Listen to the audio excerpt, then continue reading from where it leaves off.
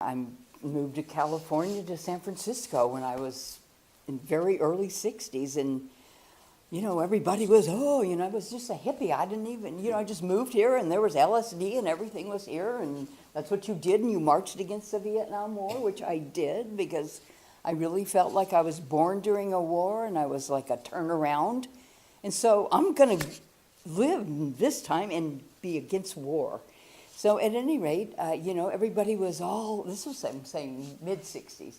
Oh, the New Age is coming in 1975. No, 1985. No, the new millennium. The New Age, the New Age. And of course, this was the heyday of the hippies. It was wonderful, actually. I had a happy time. It took me 6 years to get through college because I kept dropping out, thinking, I'm taking too much acid. I can't study, and that kind of stuff. But at any rate, I remember thinking, no, I felt at that time that our children were going to have to be born with a new way of being in their hearts, and then they were going to have to grow up and take the reins away from the reptiles. I didn't call them swamp monsters because I didn't know that term then. I just knew reptiles. I knew they were reptiles that thought they owned the world and ran the world. They were going to have to grow up and take the reins away.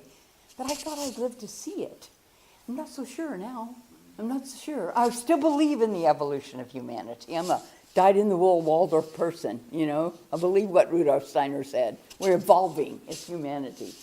But I can't see it right now. I can't see it. It's very demoralizing and discouraging. But, I also know that,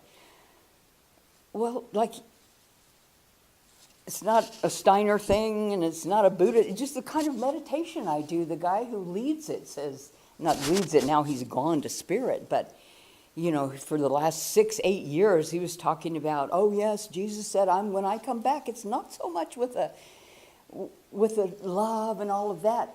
Yes, that will be there. But first, it's the sword of cleavage. The sword that divides father from son, left from right, up from down. That's what we're experiencing now, this man Benjamin Creme was saying 5 and 6 years ago. It's only going to accelerate. So I had the idea that I could stop that, but I was completely wrong. I was not able to stop it because of the polarization now, even within my own family,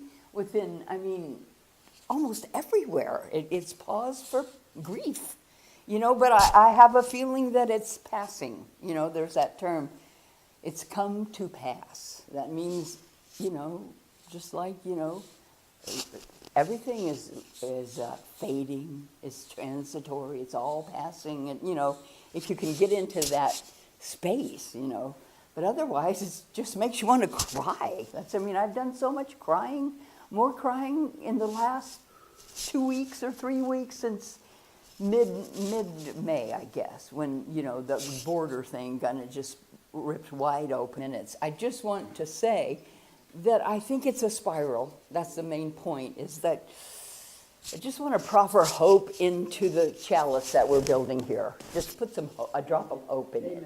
Yes, that's all.